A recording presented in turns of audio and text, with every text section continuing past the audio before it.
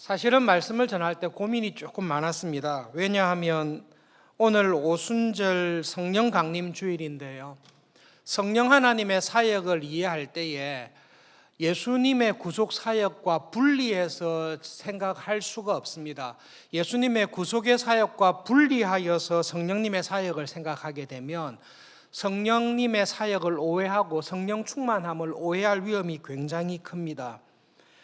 그래서 오순절 성령 강림 때에 예수님께서 이루신 구속의 사역을 성령님께서 오셔서 실제로 이루시는데, 이 성령님의 구속 사역이 예수님의 십자가의 죽으심과 부활, 성천하심, 그리고 실제로 우리를 하나님의 백성으로 부르시고 하나님의 자녀로 거듭나게 하셔서 예수님의 구속 사역을 이 땅에서 이루시는 분은 성령 하나님이십니다.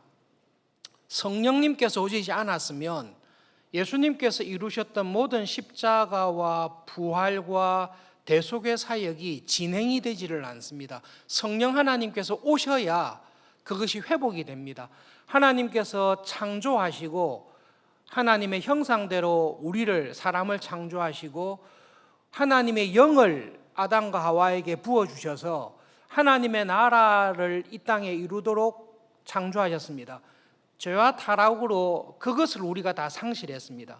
예수님의 구속 사역은 하나님의 형상으로 하나님의 나라와 뜻을 이 땅에서 이루며 살도록 창조된 우리가 실패한 것을 회복시키신 것입니다. 죄만 용서하시고는 안 됩니다.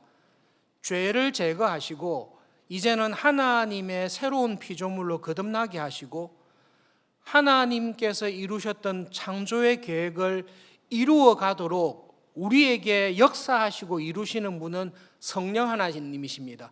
근데 성령님을 부어주시기 위해서는 죄가 없어져야 됩니다. 죄 때문에 아무것도 안 됩니다. 그 죄를 해결하시고 하나님의 나라를 회복하는 그 길을 딱 여신 분이 십자가를 지신 예수님이십니다. 그래서 단단한 음식과 같은 하나님의 구속의 은혜 가운데 오순절 성령 강림 주일에 관한 것은 우리가 말씀을 통해서는 다 살펴볼 수는 없을 것 같습니다. 한 가지만 기억하고 본문으로 가면 좋겠습니다. 성령님의 사역을 생각하실 때는 무조건 반드시 예수님의 십자가의 구속 사역과 연관하셔서 생각하셔야 됩니다. 성령님의 충만한 은혜를 받는 것도 예수님의 모든 사역과 관련되어서 이루어진다는 것을 우리가 기억하고 오늘 말씀을 살펴보도록 하겠습니다. 예수님께서는 성령님을, 보혜사이신 성령님을 약속하시면서 성령님께서 오시면 하시는 세 가지 일을 말씀하십니다. 성령님께서 오시면 각 사람에게 죄에 대해서 책망하실 거다, 의에 대해서 책망하실 거다, 심판에 대해서 책망하실 것이다. 성령님의 사역을 말씀하셨습니다. 우리는 신약 성경에서 누누이 강조하는 말씀을 듣습니다. 성령의 충만함을 받으라. 하나님의 자녀로 예수님을 믿고 난 이후에 우리에게 주시는 모든 명령은 성령님께서 충만한 가운데 살아라. 성령 충만한 신자로, 성령 충만한 교인으로 살아라고 말씀하십니다. 그래서 오늘 그 말씀의 주제는 성령님이 충만한 교인은 어떤 교인입니까? 어떤 특징이 있는 교인이 성령님이 충만한 교인입니까? 라는 것입니다. 성령님의 충만한 은혜 가운데 살았던 구약의 인물 가운데 한 사람인 다윗의 삶을 통해서 성령님의 충만한 은혜 가운데 거하는 게 무엇인지, 또 성령님의 충만한 은혜 가운데 거했던 사람이 성령님의 충만한 은혜에서 떨어지는 경우가 언제인지, 그것을 회개함으로 어떻게 회복하는지 살펴보도록 하겠습니다. 사무엘하 12장에 있는 사건은 우리가 잘 알고 있는 밧세바의 사건입니다. 다윗이 밧세바와 간음을 하고 그것을 숨기기 위해서 충성된 장군인 우리아를 전쟁터에 몰아서 죽게 만들었습니다. 그 사건을 보시고 하나님께서 나단 선지자를 통해서 다윗에게 하신 말씀입니다. 다윗에게 하신 말씀을 자세히 들여다보면 성령님의 충만한 사람, 성령님의 은혜 안에서 떨어져 있는 죄 가운데 있는 사람, 그리고 그 사람을 향한 하나님의 감정이 딱 표현된 단어가 있습니다. 나단을 통해 하신 말씀을 자세히 보면 하나님의 감정이 딱 들어가 있는데요. 그 감정이 뭔가 하면 네가 왜 나를 없인 여기냐, 그 감정이 딱 들어가 있습니다. 하나님께서 다윗에게 딱 하신 말씀이 네가 왜 나를 없인 여기냐. 없인 여긴다라는 말은 엘리 제사장의 두 아들인 홈리와 비느하스가 하나님의 제사장으로 성막에서 일을 하면서 자기가 하고 싶은 대로 일을 다 했습니다. 하나님께 드리는 제물도 자기 마음대로 먹고 싶은 것을 가져가고, 심지어 성막에서 수종 들고 봉사하는 여자들을 강간하며 간음하는 일들을 할 때에 하나님께서 그 홈리와 비느하스에 대해서 하신 말씀이 있습니다. 엘리야, 너의 두 아들이 왜 나를 없인 여기냐? 나를 가장 존귀하게 여겨야 될 제사장이 너희 아들들이 왜 나를 없인 여기냐? 그 말씀을 하셨습니다. 하나님께서 다윗을 향해서 이 간음과 살인을 저지르고 감추며 살려고 하는 다윗을 향해 딱 찾아오셔서 하신 말씀이 이겁니다. 네가 왜 나를 없인 여기냐? 네가 왜 나를 하찮은 존재로 여기냐? 네가 왜 나를 무시하냐? 다른 사람이면 몰라도 너는 나를 귀하게 여기고 너는 내 말에 관심을 기울이면서 살아야 될 텐데 왜 네가 나를 하찮게 여기고 없인 여기냐? 그 이야기를 하고 있습니다. 하나님께서 다윗의 죄에 대해서 지적하는 것이 있습니다. 겉으로 드러나는 것은 간음입니다. 다른 사람의 결혼한 아내인 것을 알고 불렀습니다. 그리고 우리아의 아내라는 것을 알고 불렀습니다. 간음입니다. 겉으로 드러난 죄는 살인 교살입니다. 충성된 믿음의 부하를 죽게 만들었습니다. 그런데 하나님께서는 다윗의 죄의 본질을 보시는데요, 죄는 하나님과의 관계에 있습니다. 하나님에 대한 태도에 있습니다. 네가 왜 나를 없인 여기냐? 내가 그런 은혜로 축복으로 너에게 복을 줬는데 네가 왜 나를 우습게 여기냐? 아무런 신경을 쓰지 않아도 되는 하찮은 존재로 왜 나를 여기냐? 그것이 하나님께서 다윗의 죄를 지적하실 때 들어가 있는 마음입니다. 궁금한 건데요, 밧세바와 간음을 하고 우리아를 죽였습니다. 몇 살 때, 다윗의 나이 몇 살 때 이 사건이 있었습니까? 굉장히 궁금했습니다. 의외로 쉽게 답을 찾을 수 있었습니다. 다윗이 70세에 죽습니다. 나이 30에 헤브론에서 왕이 되고 40년을 통치하다가 70에 죽습니다. 70살에 다윗이 죽을 때 솔로몬이 왕이 되는데요, 솔로몬이 그때 나이가 30입니다. 29 내지 30이면 30으로 칩시다. 다윗이 70에 죽는데 다윗이 죽을 때 솔로몬이 나이가 30입니다. 그러면 솔로몬은 다윗의 나이 몇 살 때 출생했습니까? 40살에 출생했습니다. 다윗의 나이 40달에 솔로몬이 태어났습니다. 그러면 밧세바의 간음을 통해서 태어난 아이가 죽고, 그리고 다윗이 회개하고 난 다음에 밧세바와 동침하여 솔로몬을 낳았다고 보면 우리가 이 밧세바를 간음한 사건은 38 내지 39살 나이에 다윗이 범죄한 것입니다. 다윗이 38이나 39에 어떤 상황에 있었습니까? 성성장구하던 시절입니다. 여러분, 이렇게 죄라는 것이 우리의 삶에 굉장히 사탄이 교묘하게 들어오는데요, 다윗이 다 알 수는 없지만 죽을 고생을 하다가 사울 왕이 죽고 난 다음에 나이 30에 유다만 지배하는 유다의 왕으로 등장합니다. 7년 반 동안 남북이 나누어져서 대치 상태에 있습니다. 7년 반이 지나고 난 다음에 사울 왕의 아들 무비보셋이 죽습니다. 그리고 다윗의 나이 37 내지 38살 때 피 흘리지 않고 남북을 통일한 이스라엘의 왕이 됩니다. 이스라엘의 왕이 되고 난 다음에 다윗이 제일 먼저 한 것은 자기의 부하를 이끌고 예루살렘을 점령해서 다윗성으로 만듭니다. 그리고 방치되어 있던 하나님의 언약궤를 예루살렘으로 드리는 일을 하게 됩니다. 통일된 왕국을 블레셋이 싫어해서 사울 왕을 죽였던 블레셋이 여러 차례 공격하는데요, 전면전을 벌이는데 다윗이 번번이 승리합니다. 그 다음에 모압과 아람과 에돔과 계속된 전쟁 가운데 다윗은 한 번도 진 적이 없습니다. 다윗이 밧세바의 사건이 일어났을 때의 다윗의 상황이 어떤가 하면 죽을 고생을 다 하다가 이제 왕이 되었습니다. 통일된 왕국의 왕이 되었습니다. 블레셋과 모든 나라와의 전쟁에서 승승장구했습니다. 언약궤까지 예루살렘으로 들여놨습니다. 그리고 하나님으로부터 다윗 언약의 축복을 딱 받습니다. 이 모든 것이 완벽하고 승승장구하고 다윗의 눈에 거칠 것이 없을 때, 그때 사탄이 밧세바를 통해서 다윗에게 이 큰 죄를 범하게 했습니다. 다윗과 같이 그런 믿음의 사람이, 우리가 따라갈 수 없는 경건의 인물이 왜 이런 심각한 죄를 범했을까? 여러분, 하나님께서 나에게 주신 성공과 형통이 내가 감당할 수 없을 정도까지 커지고 높아질 때에 내 마음에 내가 하고 싶은 대로 모든 것을 다 할 수 있는 상황과 권력과 지위와 힘을 가지게 될 때에 우리는 교만한 가운데 하나님을 업신여기는 자리에 우리는 쉽게 빠지게 됩니다. 내 마음대로 할 수 있습니다. 아무도 나에게 시비를 걸지 않습니다.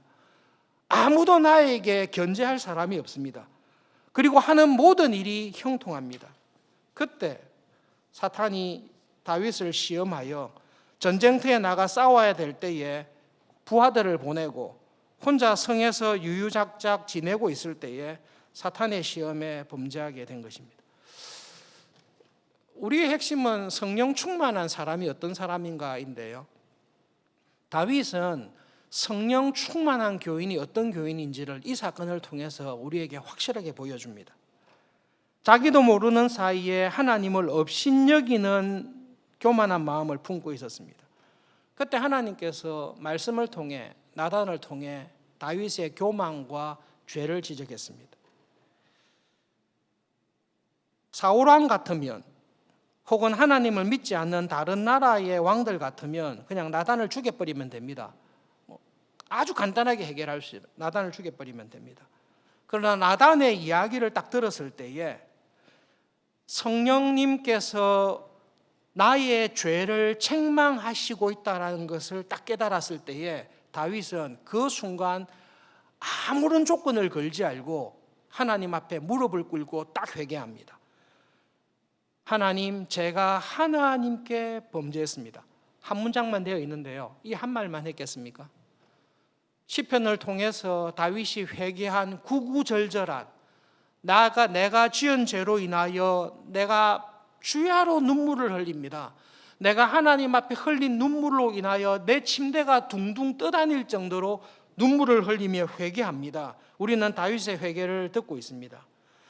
여러분, 성령 충만한 사람은 성령님께서 나에게 찾아오셔서 내 죄를 지적하실 때에 죄를 책망하시고 지적하시는 성령님의 말씀에 즉각적으로 바로 순종하는 것입니다. 하나님, 제가 죄를 범했습니다. 내가 하나님 앞에서 하나님을 업신여겼습니다. 나에게 이런 모든 은혜를, 다윗 언약의 축복까지 주신 하나님을 업신여겼습니다. 제가 이 죄를 고백하며 회개합니다. 성령 충만한 사람은 성령님의 중요한 사역, 죄를 범하고 숨겨진 죄를 안고 살아갈 때에, 내 죄를 지적할 때에 그 음성에 귀를 기울이고 그 말씀 앞에 무릎을 꿇고 회개하는 사람입니다. 사울왕과 다윗의 근본적인 차이가 무엇입니까? 사울왕과 다윗의 근본적인 차이는 죄를 지적받았을 때에 핑계를 하느냐, 변명을 하느냐, 회개를 하느냐의 차이입니다. 딱 거기에서 사람이 갈라집니다. 하나님께서 죄를 지적했습니다. 사무엘을 통하여 여러 차례 죄를 지적했습니다. 기도를 통해, 말씀을 통해 하나님께서 숨겨져 있는 내 죄를 지적하는 말씀을 듣습니다. 그럴 때 핑계를 댑니다. 변명을 합니다. 시간을 끕니다. 결국은 하나님의 말씀 앞에 죄를 하나하나 따져주시고 설득하시고 회개하게 하시는 성령님의 사역을 여러 가지 형태로 거절합니다. 내 취향이 아닙니다. 그럴 수도 있잖아요. 다른 사람도 다 그렇게 해요. 백성들이 그렇게 요구했습니다. 저도 그 당시 어쩔 수 없었습니다. 핑계를 대고 변명을 하고 회개하지 않습니다. 쉽게 죽일 수 있는 나단과 같은 사람이 와서 죄를 지적했습니다. 성령 충만한 다윗은 쉽게 무시해도 되는 선지자의 말인데요, 그를 통해 하나님의 음성을 듣고 바로 무릎 꿇고 엎드립니다. 하나님, 제가 죄를 지었습니다. 여러분, 성경에 기록된 사무엘서를 가만히 보십시오. 저도 주일학교 출신이기 때문에 다윗 하면 기억에 남은 것은 다윗과 골리앗이었습니다. 와, 진짜 훌륭하다. 그리고 어린 시절에 자라면서 무슨 생각하는가 하면, 다윗이 그렇게 하나님께 귀하게 쓰임 받다가 이 밧세바 사건으로 말미암아 쓸모없는 사람으로 뒤에는 가족들 간의 불화, 그리고 내전, 반란, 이런 것으로 쓸쓸히 살아갔다. 이것이 다윗에 대한 어린 시절의 기억이었습니다. 신앙의 철이 들고 난 다음에 성경을 다시 가만히 읽어봤습니다. 여러분, 하나님께서 보시기에 다윗이 15살 어간에 사무엘에게 기름 붓고 난 다음에 70살까지 살아가는 동안에 하나님께서 보시기에 다윗이 제일 마음에 들었을 때가 언제였겠습니까? 골리앗을 쳐서 죽였을 때였겠습니까? 나단을 통해 죄를 지적받았을 때에 절대적인 왕으로서의 모든 체면과 변명과 핑계를 다 내려놓고, 하나님, 제가 범죄했습니다. 하나님, 제가 정말로 잘못했습니다. 골리앗을 죽였을 때 하나님이 기뻐했겠습니까? 회개했을 때 기뻐했겠습니까? 여러분, 저는 하나님께서 다윗을 쓰신 제일 결정적인 이유는 이 밧세바의 사건입니다. 다윗이 어떤 사람인지, 다윗이라는 사람의 신앙이 어떠한지, 이 사람이 왜 하나님의 마음에 합했는지를 결정적으로 보여줄 수 있는 대표적인 사건은, 물론 골리앗과의 싸움에서도 그의 믿음이 드러나지만, 하나님께서 너는 정말로 내 마음에 합하고 너를 통해 하고 싶은 것을 다 하겠다라고 축복할 수밖에 없는 다윗의 신앙의 본질을 보여주는 것은, 밧세바의 간음과 우리아의 살인을 지적했을 때, 하나님, 제가 교만했습니다. 제가 하나님을 업신여겼습니다. 하나님, 이 죄를 고백합니다. 저를 용서해 주십시오. 제가 하나님 앞에 정말로 잘못했습니다. 성령 충만한 대표적인 모습을 우리에게 보여주고 있습니다. 여러분, 성령 충만한 교인은 어떤 교인입니까?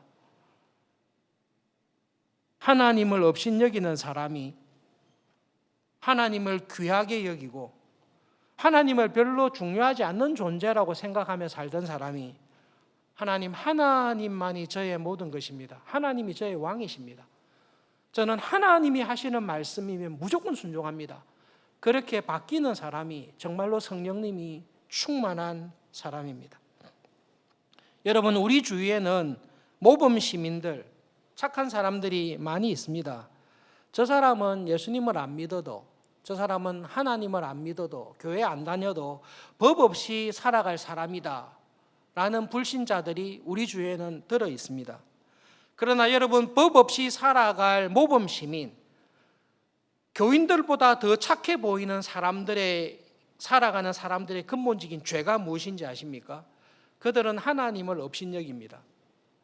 그들은 하나님이 있다고 하지만 관심이 없습니다. 그들은 하나님이 계신다고 하지만 하나님의 말씀에 귀를 기울이지 않습니다. 착하고 모범 시민으로 살아가지만 자기 소견에 좋을 대로 살아갈 뿐입니다. 성령님이 충만한 사람은, 성령님이 충만한 교인은 하나님을 귀중하게 여기고 하나님의 말씀에 자기의 모든 것을 거는 사람이 정말로 귀중하게 여기는 사람입니다. 나는 하나님을 귀중하게 여기는 성령님이 충만한 교인으로 살고 있습니까? 나는 정말로 하나님께서 보시기에 정말 내 마음에 정말로 든다. 네가 그런 마음의 중심을 가지고 있다면 네가 이 땅에 살아있는 동안 내가 하고 싶은 모든 것을 너를 통해서 다 이루고 싶다. 그런 성령님이 충만한 사람으로 우리는 살고 있습니까? 우리 서울중앙교회는 올해 성경 500독 읽기를 열심히 하고 있습니다. 열심히 하고 있습니다. 최소한 성경 하루에 1시간씩 읽어봅시다. 기도를 1시간씩 합시다 라고 우리는 권면하고 서로 격려하고 있습니다. 혹시 여러분 요즘 같은 세상에, 지금처럼 바쁜 세상에 누가, 어떤 교인이 매일 성경을 1시간씩 읽으며 기도를 1시간씩 할 수 있는가? 요즘 같은 세상에 그렇게 한다는 것이 정말로 가능한가? 그렇게 생각할 수 있습니다.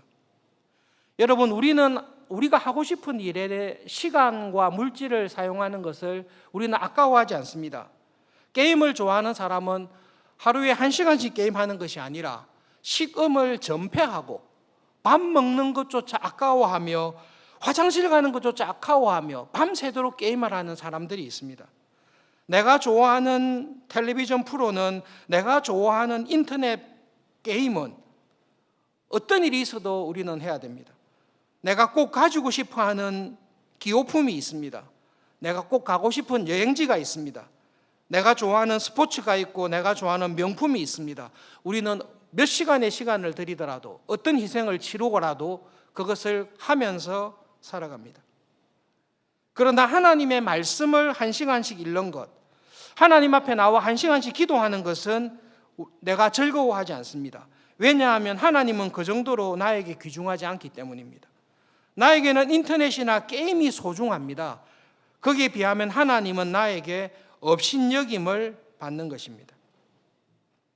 성령님이 충만한 사람은 하나님을 업신여기지 않습니다. 하나님을 업신여기며 살아가는 나의 마음이, 나의 생활 습관이 하나님에게 별로 관심을 기울이지 않고 필요할 때만 찾으면 된다. 하나님이란 분은 필요할 때만 찾으면 되고, 죽어서 천당 가기 위해서 믿으면 되고, 어렵고 힘들 때 찾으면 되지, 매일 1시간씩 기도하며 말씀에 귀를 기울이며 그 정도로 할 중요한 분은 아니다라는 업신여기는 태도, 성령님께서는 그것을 우리에게 찾아오셔서 책망하여 주십니다. 여러분, 성령님이 충만하시려면 성경에서 하신 말씀을 그대로 기억하셔야 됩니다. 성령 충만한 것은 어떻게 말씀하시죠? 술 취하지 마라. 술 취하지 말고 성령님이 충만해야 된다라고 말씀을 하십니다. 그래서 그 모든 사람이 알고 있습니다. 성령 충만하면 술 취하는 거하고 비슷합니다. 술을 드셔본 적이 있습니까? 아쉽게도 저는 단술 말고는 먹어본 적이 없습니다. 좀 아쉽긴 한데요. 여러분, 술을 취하시려면 어느 정도 마셔야 됩니까? 술 기운이 나를 사로잡을 때까지 마시셔야 됩니다. 한두 잔 마시면 술 취하기 어렵습니다. 술을 취하시려면 내가 술을 마시는 게 아니라 술이 나를 마셔서 나는 온데간데 없고 술 기운이 나를 통제하는 자리까지 가셔야 술을 취하게 됩니다. 성령님으로 충만함을 받아라고 할 때에 성경은, 하나님은 그렇게 말씀하시는 것입니다. 내가 필요할 때 성령님을 찾는 게 아니라 이 성령 하나님께서 나를 사로잡는데, 성령님께서 나를 사로잡는 것은 말씀과 기도입니다. 말씀과 기도로 나를 가득 채우는데, 이 하나님의 말씀이 나의 마음에 생각하고 계획하는 것, 내 입에서 나오는 모든 말들이 하나님의 말씀으로 충만해서 저 사람이 이야기하는지, 저 사람 안에 계시는 성령님께서, 하나님께서 말씀하시는지 헷갈리는 게 아니라 성령님께서 말씀하신다라고 할 정도로 술 취하듯이 성령님을 취하셔야 됩니다. 여러분, 말씀과 기도를 통해 성령님의 충만함을 받는 길 말고는 성령 충만한 길은 없습니다. 말씀을 읽지 않습니다. 기도에 전념하지 않습니다. 성령 충만은 불가능합니다. 또 한 가지 조심해야 될 거는요, 그러면 성경을 열심히 공부하지, 온라인을 통해서 작년 공부 과정에 열심히 하고 있다, 성경을 내가 지금 1독한 게 아니라 벌써 나는 3독, 4독째 하고 있다, 내가 기도를, 새벽 기도를 비롯하여 많이 기도를 하고 있다, 성경을 많이 보고 기도를 많이 하면 저절로 성령 충만해집니까? 여러분, 말씀과 기도가 없이는 성령 충만은 불가능합니다. 왜냐하면 성령님은 말씀과 기도를 통해 성령 충만하시기 때문에 그 파이프라인을 닫아 놓으시면 안 됩니다. 그런데 말씀을 많이 읽고 기도를 많이 한다고 해서 자연스럽게 성령 충만해지지는 않습니다. 말씀을 많이 읽습니다. 기도를 많이 합니다. 그런데 내가 다른 사람들보다 성경을 더 많이 읽어요. 내가 다른 사람들보다 기도를 더 많이 해요. 내가 다른 사람들보다 더 경건해요라는 자기의 의를 세우기 위해서, 자기의 뛰어남을 자랑하기 위해서 성경과 기도와 경건 생활하는 사람은 반드시 바리새인이 됩니다. 바리새인들의 문제는 성경과 기도를 열심히 안 한 게 아니라 성경과 기도를 통해 성령 충만으로 간 게 아니라 자기 충만으로 갔기 때문에 그들은 성령 충만한 사람이 못된 것입니다. 성령님의 은혜 안에 충만하게 거하는 사람을 하나님께서는 쓰십니다. 그리고 성령님이 충만할 수 있는 길은 여러분 술 취하듯이 하나님의 말씀에 내가 취하셔야 됩니다. 대학생, 청년들, 우리가 직장이나 사업이나 중요한 결정을 하실 때 하나님 주의 말씀은 내 발의 등입니다. 내 길의 빛입니다. 내가 직장에서 사업을 하면서 믿음으로 살아갈 때 우리는 선택을 항상 합니다. 그 선택을 하려고 생각할 때마다 주의 말씀이 내 안에서 저절로 나를 인도합니다. 이게 성령 충만한 것입니다. 하나님 지금 직장을 옮겨야 되는데요. 하나님 지금 취업을 해야 되는데, 결혼을 해야 되는데, 이 중요한 결정을 해야 되는데 어떻게 해야 되겠습니까? 모르겠습니다. 하나님 나라의 열매를 맺는 백성으로 하나님 나라에서 칭찬받는 회개의 열매, 믿음의 열매를 맺는 신자로 살고 싶습니다.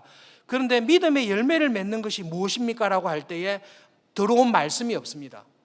들어온 말씀이 없고 깨달은 말씀이 없으니 어떻게 열매 맺는 신자로 살아갈지에 대해서 모르는 것입니다. 그러니까 성령 충만할 수가 없습니다.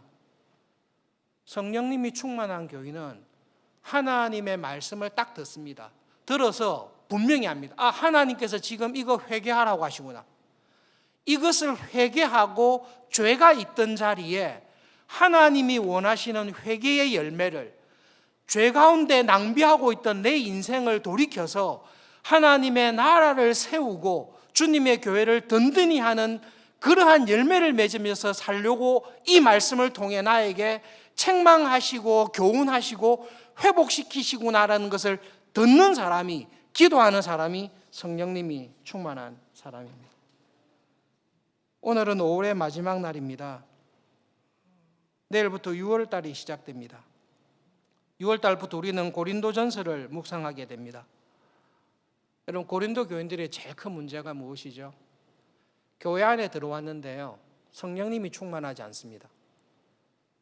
고린도 교회는 지금 우리 시대의 교회, 한국 교회, 지금 우리 시대의 21세기의 교회와 거의 방불합니다. 여러분 이렇게 걱정하실 필요 없습니다. 종교개혁자들이 16세기 때 종교개혁할 때에 탁월한 종교개혁자 중에 한 분인 피터 버미글리가 영국 교회에 가서 말씀을 전할 때에 고린도전서를 딱 가르쳤습니다. 한 이야기 이거예요. 지금 영국 교회의 형편과 수준은 고린도 교회하고 똑같습니다. 고린도 교회의 문제를 아시면 영국 교회의 문제를 알 수 있습니다. 지금은 또 똑같습니다. 지금 우리가 당면하고 부딪히고 있는 교회의 문제를 해결하기 위해서는 고린도전서를 자세히 보시면 됩니다. 고린도 교회의 문제가 무엇입니까? 성령님으로 거듭났다라고 하지만 성령님이 충만한 교인들이 없습니다. 마치 길가와 돌밭과 같습니다. 은혜를 맛본 것 같습니다. 세례는 받았고 성찬에는 참여하고 주일 예배는 오는 것 같은데 이 성령님이 충만해서 맺어야 될 옥토와 같은 열매는 맺지 않습니다. 그래서 사도 바울이 고린도 교회를 하면서 애타면서 이야기합니다. 여러분은 불신자는 아닙니다. 그러나 성령님이 충만한 교인도 아닙니다. 여러분은 교회 안에 들어와 있지만 성령님의 충만한 열매를 맺으며 살아가는 사람들이 아니라 몸은 교회 안에 들어와 있는데 실제로는 세상의 가치를 따라서 살아가고 있습니다. 그러니 여러분에게 이런 문제가 계속 벌어지고 있지 않습니까? 그러면서 사도 바울이 뭐라고 하죠? 그러므로 여러분은 성령 충만한 교인으로 빨리 신령한 교인으로 오십시오. 계속 이 자리에 머물러 계시지 마십시오. 이 자리에 세례를 받고 성찬에 참여하고 하나님의 백성으로 구원은 받았는데 세상의 욕심을 따라 간음을 행하며 세상의 욕심을 따라 우상을 숭배하며 중요한 일이 있을 때마다 세상을 따라 살아가다가 제1세대 이스라엘이 전부 다 거의 대부분이 신령한 자로 하나님의 나라에 들어가지 못하고 안식에 들어가지 못하고 이 자리에서 그대로 다 멸망당하여 죽었지 않습니까? 선주로 생각하지 마시고 두렵고 떨림으로 회개의 열매를 맺어서 하나님의 안식에 들어가는 열매 맺는 신자가 교회가 됩시다. 그렇게 열매 맺는 성령 충만한 신자로 살아가는 모습을 다윗은 우리에게 보여주고 있습니다. 결론적으로 여러분, 저는 다윗의 인생 가운데 다윗이 어떤 신앙인이었는지, 성령 충만한 신앙인의 모습이 어떠한지를 보여준 것은 골리앗을 쳐서 죽였을 때가 아니라 진짜 회개했을 때입니다. 이때 다윗의 신앙의 본질이 딱 드러난 것입니다. 교회의 직분자로 섬기시는 여러분, 지난 주일날 교회의 직분자로 세우신 여러분, 성령님이 충만한 직분자가 되시기를 바랍니다. 직분자가 죄 가운데 있을 때에 마귀가 그것처럼, 사탄이 그것처럼 좋아하는 거 없습니다. 목회에 성공했습니다. 수백 명, 수천 명의 교회를 이루었습니다. 화려한 예배당이 있습니다. 매주일마다 모이는 많은 교인들이 있습니다. 하나님 앞에 간음을 하고 하나님 앞에 도적질을 하고 하나님 앞에 죄를 범했을 때에 나란히 이야기해도 눈 까딱하지 아니하고 자기의 권력과 권세를 지키고 있는 목회자들과 직분자들로 인해서 하나님이 업신여김을 당하고 있습니다. 그런데 다윗은 그렇지 않습니다. 성령 충만한 사람은 하나님께서 한 말씀했을 때 하나님 죄송합니다. 제가 하나님을 업신여긴 거 정말로 죄송합니다. 여러분, 그런 직분자가 있을 때 나라가 삽니다. 그런 직분자가 있을 때 주님께서 주님의 교회를 살리십니다. 그 사람이 성령님이 충만한 교인입니다. 하나님 우리에게 은혜를 주십시오. 이번 6월 한 달 지날 때에 성령님이 충만한 교인으로 회개의 좋은 열매, 믿음의 좋은 열매를 맺으며 살아가는 그런 은혜를 주십시오. 말씀을 기억하면서 함께 기도하겠습니다. 하나님, 다윗에게 주셨던 회개의 영을 주시고 하나님, 다윗이 회개를 통해 귀한 믿음의 열매를 맺으며 끝까지 하나님 나라의 일꾼으로 쓰임받았듯이 하나님, 그러한 직분자로 그러한 열매 맺는 교인으로 살아가는 은혜를 주십시오. 함께 기도하겠습니다.